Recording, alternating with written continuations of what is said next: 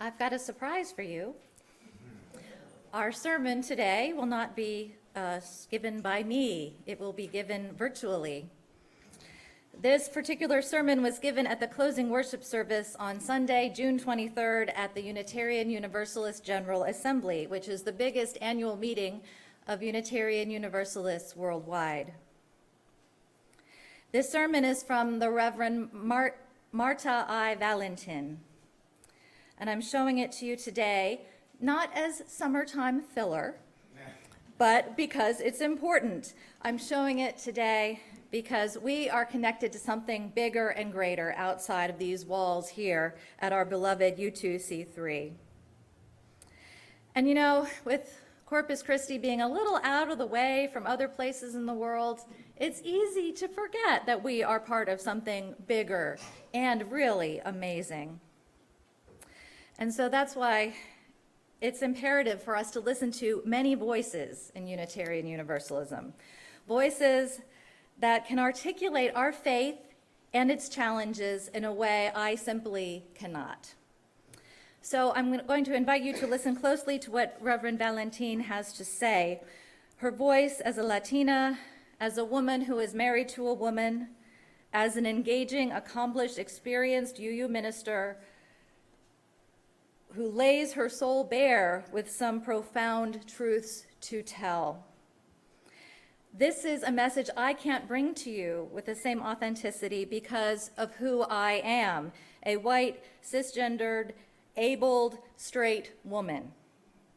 And there are many other experiences of the world that are necessary for us to hear. Now, I'll give you a little warning. This sermon is longer than usual, but we have shortened other elements of the service to help compensate. I invite you now to listen with open hearts and minds.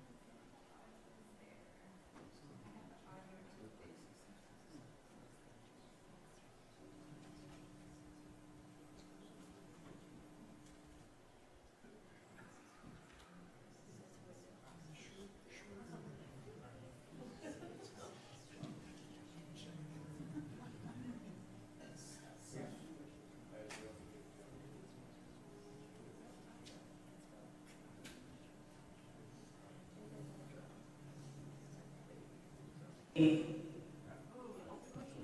with whom I am about to share the meditations of my heart.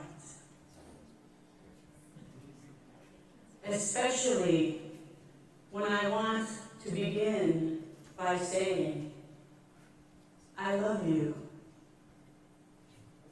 I do. Love is a choice. Love is a way of being. So I love you. And here is the truth in that statement. I must love you to choose to remain among you.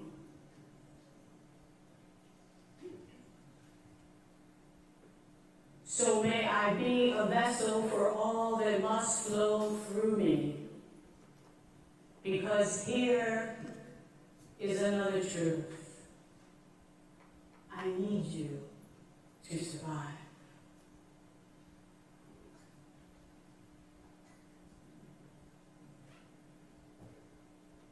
Here ends my sermon.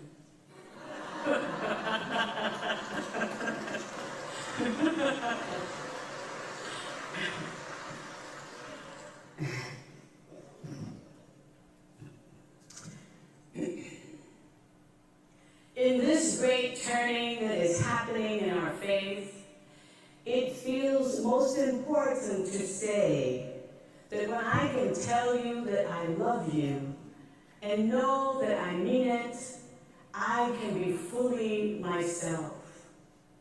I am empowering myself.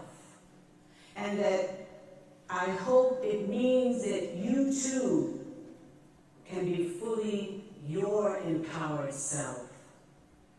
And that you will roll, step, sidle up into the circle made of my arms and meet me halfway, even if I say hard things. I was pulled to review past General Assemblies in preparation for this service because I felt that from year to year, important messages are forgotten. Thus, I wish to include some of those voices today in words and in music. When our theme, The Power of We, was revealed, many from the historically marginalized communities immediately asked, who is the we? It felt like the assumption was it is all of us Unitarian Universalists. But is it? When many of us from the Black, Indigenous, and people of color communities experience a kind of Unitarian Universalism that is neither what we were told it is, nor how we know it could be, is it?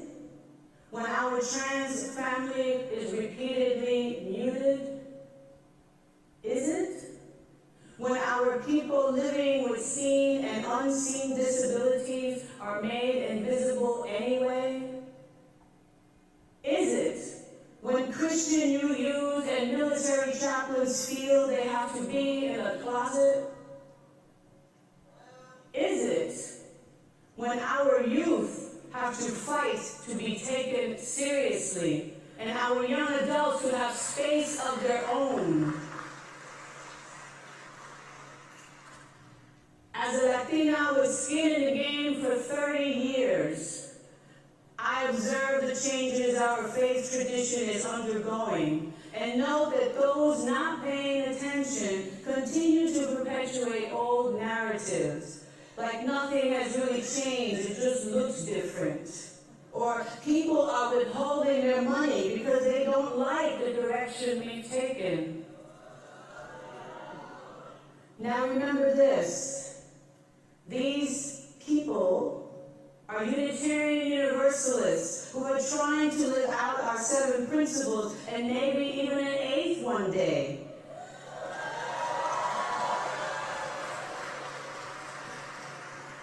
These are not random random people who receive an email from the UUA requesting support. They are included in whatever version of we is being upheld. They are people who love and are loved.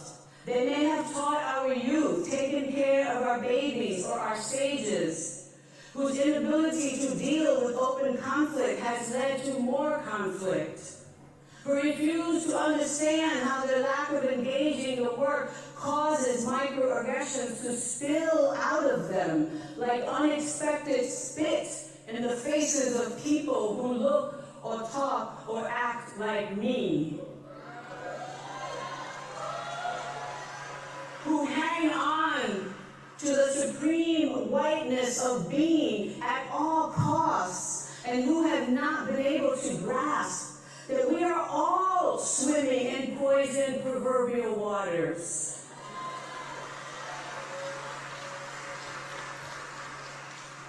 This is a complicated picture. Yet despite all of this, you, the faithful, have gathered when much of what would happen this year was uncertain. As religious folks, our presence together gives life and potential to new actions. It takes this same faithfulness to jump into the concept of we. And your presence is an affirmation that you too are in pursuit of this power of we. Because the power of a community is deeper and stronger than the power any individual can have. It's a matter of what defines that power. And I like the kind that has the word we embedded in it.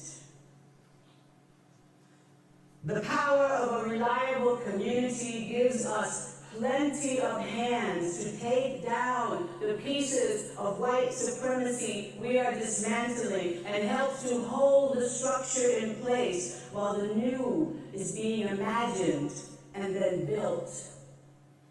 In this process, I hold out for what we may want to keep.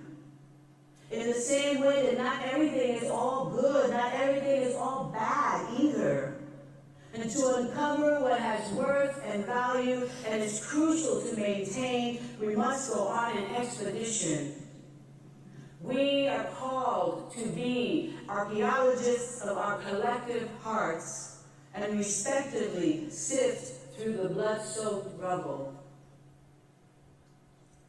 It is time now for this great, delicate turning that we are engaged in. For decades, we Black, Indigenous, and people of color have spoken up many times about how exclusionary our faith can be, even as Unitarian Universalism swears we are the most inclusive. We have all said hard and harsh things to one another in pursuit of that better, truly equal, truly just, life-saving world we know can exist for ourselves and for 7 generations to come. And we are all so tired. All of us know we must do better, but are all of us willing to be better? My colleague, Sophia Betancourt, spoke this truth last year when she said, we can never be the bearers of love and justice that the world so desperately needs if the foundation that sustains us is still perpetuating the very problems we long to solve. When I think about the archaeology of my heart, I am reminded of sacred sites that have had edifices built on top of them. I think of the stories told and retold to justify those acts, and I wonder, what are the sacred stories I hold that remain buried within? What collective stories do we hold? Those sacred stories must be built into the new foundation because the old stories just won't do. We have lost sight of the sacred stories that preserve the soul of what Unitarian Universalism set out to be before the world got its hands on it. Even though our faith came into existence through the dominant culture, whose goal was to look out for and preserve itself, I have to believe that there was also a slim and barely visible filament of light, a placeholder for the clarity that is emerging now out of the murky depths. A murkiness that we could not easily nor faithfully acknowledge exists in our faith. Sacred sites come to mind because I do not want us to simply build over as a manifestation of power over. I want us to build with, which I believe is the work before us. I do not want us to be like Mexico City's cathedral, built over an archaeological treasure trove that was once Tenochtitlan, the city of the Aztecs, known as Templo Mayor. Underneath this centuries-old structure of power, discovered only 40 years ago, lie 7 levels of pyramids. And as each dig brings new discovery, clearly there is still so much more to bring to light. When voices rose to be rid of the cathedral and build something new, others countered it was too sacred, and it is hard to dismantle what is sacred. We cannot deny that our beloved faith, our cathedral of sorts, as originally conceived by non-people of color, was built on land not of its own, incorporated rituals and songs not of their making, and came together on 2 as yet unmet aspirations, that we are all one and that all of us would be saved. We can also not deny that the time has come again to acknowledge that the Unitarian Universalists, Black, Indigenous, and people of color, as well as those from other marginalized communities who have remained among us, are rising through each one of those pyramid levels to reclaim the opportunities taken or hidden from us, demanding our place within those 2 foundational aspirations.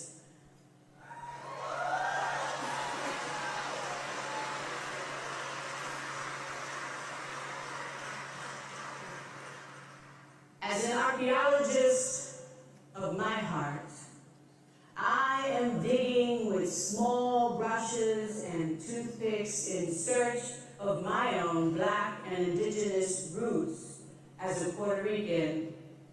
All of us Boricuas have African, Taino, Indian, and Spanish blood in our veins, but not all of us were raised with that recognition. Now, I am not saying that is the fault of this faith, but I am saying that all that has been happening in the last few years is leading me to acknowledge the ways in which I have been complicit in my own whitewashing. In this turning we have embarked on, there is delicate dismantling work for all of us because of the sacredness underneath. We think we know what we will uncover, but we don't, because what we are doing has never been completed to fruition. Will we, as Bill Sinford once asked, continue to trust this faith to build a way out of no way? This delicate work necessitates the building of relationships that many have yet to build. And as I sift through the personal and collective layers, I find scraps and messages that over time have been forgotten, intentionally ignored, or worse, buried.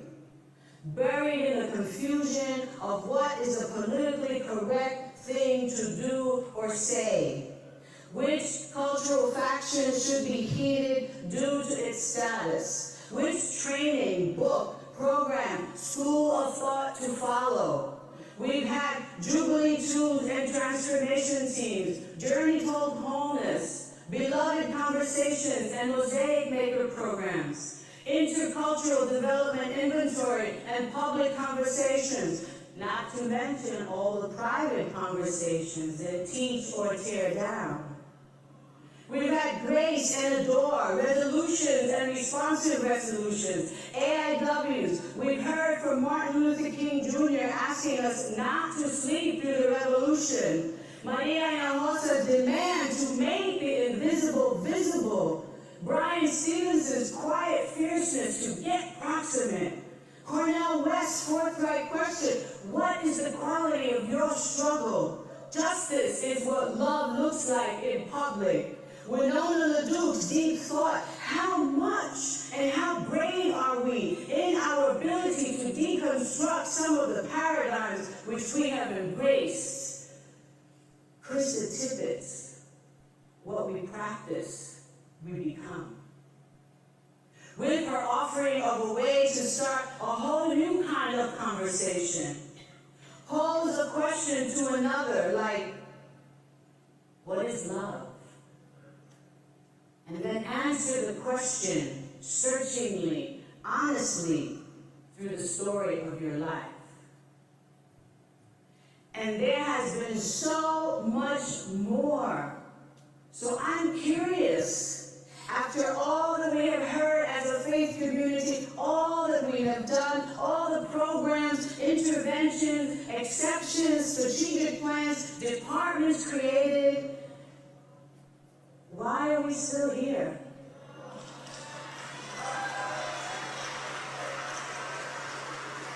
Really, what is holding us back? Now, I know you want me to offer my opinion on that, but I need you to think a little harder, dig a little deeper, open your hearts a little wider, and tenderly poke around so your mind can follow suit. As archaeologists of our hearts, we can unearth the sacred stories that must be preserved in this delicate work. It is time-consuming work, yes, but we must keep at it to excavate the treasures covered in dirt and mud, sometimes intentionally so. And the work is delicate because the stakes are so high that it is about what deserves to be maintained and who gets to make that decision. What is appropriate to go into the future with us, into the new sacred site we are building? Reverend Susan last year said that this is no time for a casual faith. Indeed, a casual faith will not carry us very far, not even into our own depths. The power of we that is a living community engaged in this delicate work of digging out, dismantling, and rebuilding has us bumping elbows, yes, but hopefully no more than that. Unveiling sacred sites is collective work, and the power of we moves us from the solitary I to the community we, where there is a strong sense of belonging and we work together to the benefit of all. In the we culture, the people are centered. It is impeccably inclusive, and the I exists only in relation to others. Each of us must be strong for the collective to thrive. And at the core, the words we carry are not just ours. They include the voices of our ancestors speaking through and with us. And as this we engages in the delicate work, it is not about the power of tiptoeing.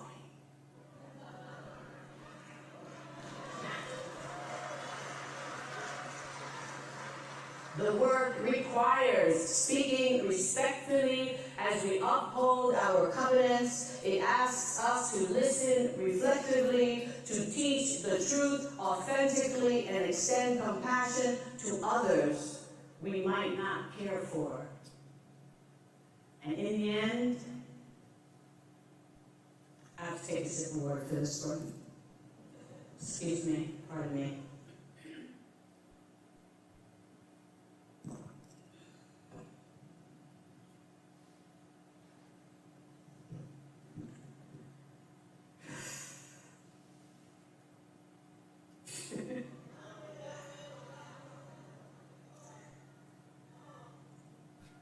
It is my Black, Indigenous, and people of color families that I wish to thank for being pillars of strength, tenacity, and fortitude, and for having largesse of heart, for the generosity of soul which has allowed your spirits to pull whatever needs to be pulled out of an already empty hat.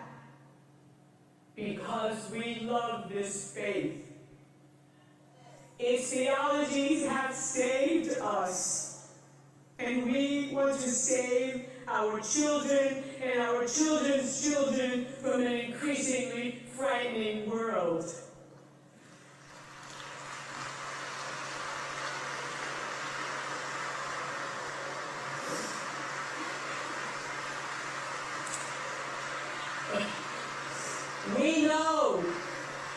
We know our white siblings are being called to pick up this work, and until you all do, we also know we need each other to survive. That is, we cannot allow our othering to cause us to claw at one another.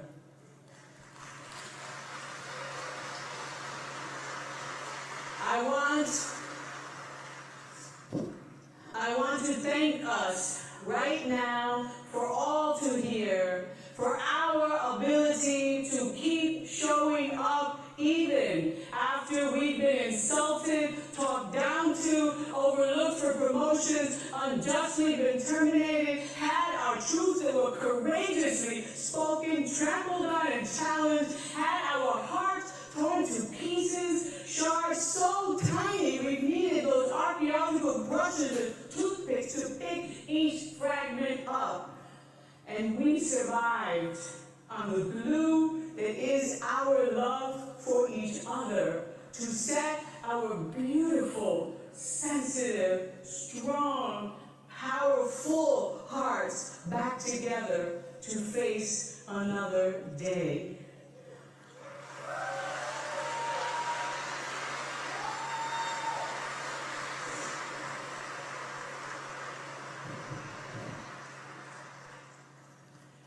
We came and fell in love with the Unitarian and Universalist theologies, but clashed with the culture. And hear me when I say, this is not a pity party, but it is to say that we do it all because this faith is ours too.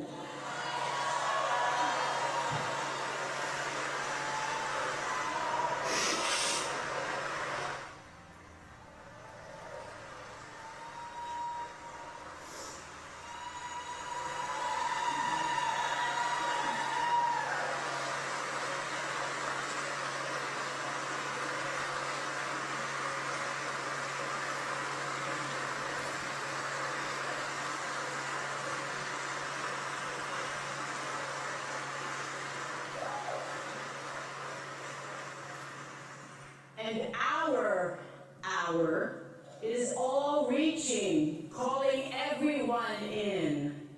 Some of us may not know what it means to live with a disability, but we make sure that those who do not only have a place at the table, but that they can get into the room.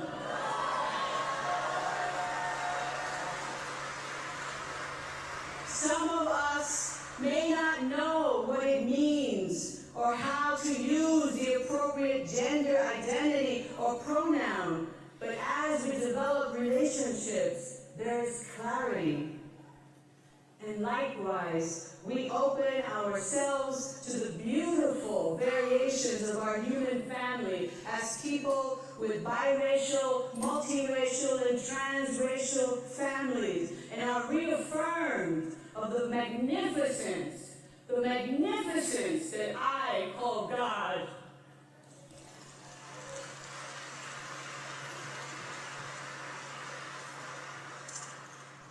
Ubuntu, I am because we are. This is our power of we.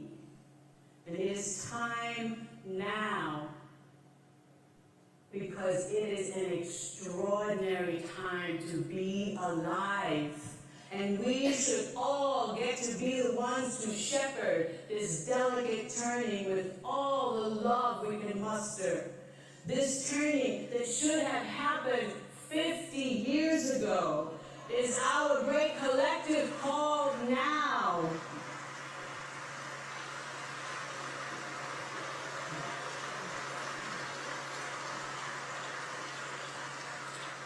We cannot continue to waste our precious breath on fake fights, as my colleague Nancy McDonald-Ladd has said. This is not about serving the same old stuff in new cups, as Silvio claimed in his song. This is about ministering with new ideas in new cups to thirsty people. And I don't mean just newcomers who find us. I mean those of us who have been here all along. We have become so thirsty for the faith we know this could be and should be.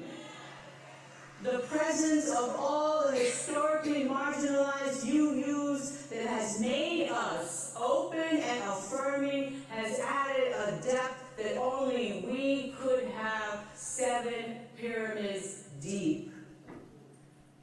It is time to throw out our exceptional identity and humble ourselves.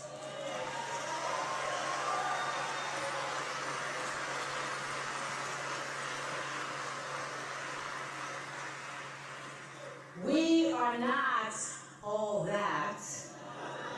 Even as Ibu Patel lauded all the good we've done in the world, we have always done good in the world. It is in our DNA.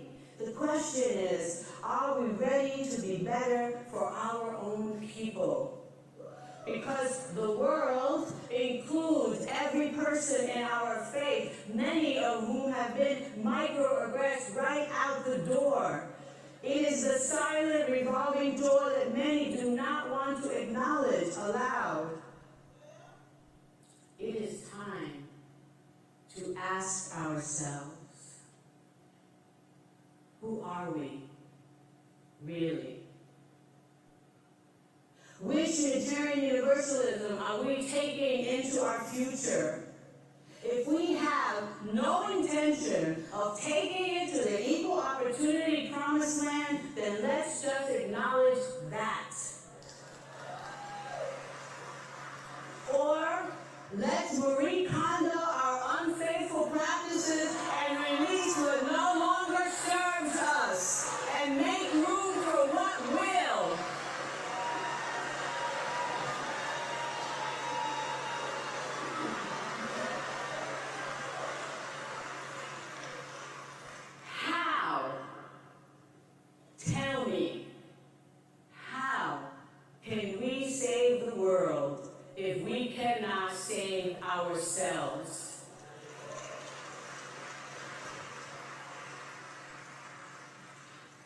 And now remember, I say this because I love you, and I need you to survive. But I also need to say, and I speak only for myself, I am running out of truths to tell and ways of saying them. It is time now to keep this beloved faith from fracturing. Moreover, in this delicate turning, let us remember that before anything, ante todos, somos seres humanos. We are human beings who have chosen to travel together to make a new, more just world together. We must continue to choose each other as companions if we are to accompany one another. And am I saying we all must be the same? No. Am I saying that power needs to be shared? Yes. Am I saying that power needs to be given away? Yes. This is part of the delicate turning, the willingness to be led, to accept that there is much you do not know and the others do. Others whose voices have been kept marginalized and thus silent by even us, exceptional people. And in this delicate turning, holding our humanity before us, loving ourselves over this hump, loving others enough to let them in, not just into our pews, but into our hearts.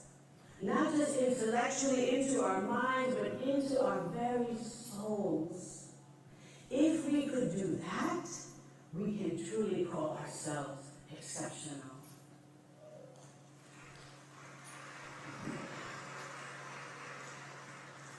History is being made in this turning. Will we turn back onto ourselves and make of the circle a rut? Or will we move slightly, delicately, and like a spiral, go deeper? Tell me, what are you ready to do with your now? How will you become ready if you are not yet? Frankly, no one is ever completely ready, and no one's comfort is at the center. You just do what must be done. As Brittany Packnett so eloquently stated last year, your power is waiting on you to pick it up with love and expectancy and get to work. Let's be co-liberators and let's get free together. Our world is waiting for us, and so is our faith. Que así sea, so may it be. Amen, Ashe, and blessed be.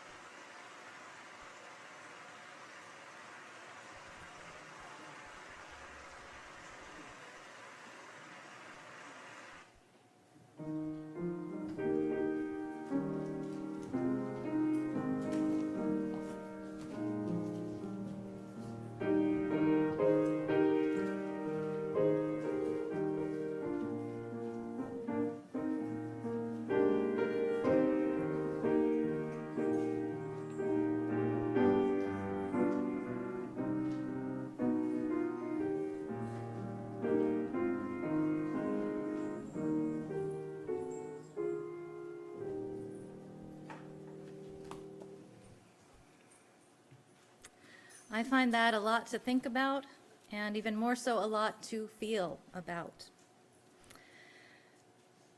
And I would like to acknowledge that today's sermon was only part of a complete whole. It was part of a 2-hour worship service.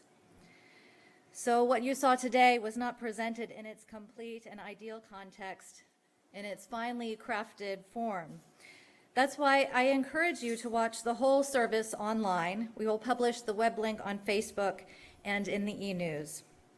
There you will see that most of this service was done in both English and Spanish, and you will hear amazing music, stories, and readings. After our benediction and extinguishing of the chalice, for the recessional, we hope to show the closing of this worship service. Feel free to stay or exit as you wish, but I'm going to set this stage for this clip if we can get it up. At the end, the choir is singing a song called "We Shall Be Known." And Unitarian Universalists who are Black, Indigenous, people of color, trans, non-binary, and people with disabilities slowly take the stage. I imagine these fellow journeyers, siblings in our faith tradition, were saying to the rest of the people, like me, still on the convention floor, "We are here. See us, know us, listen to us. Love us like the religion you love, because we love it too. We are Unitarian Universalists. We are Unitarian Universalism." So to answer that question on the cover of your order of service, who is we? Simply put, we is all of us. All beautiful, all flawed, all equal. No exceptions. May it be so, and blessed be.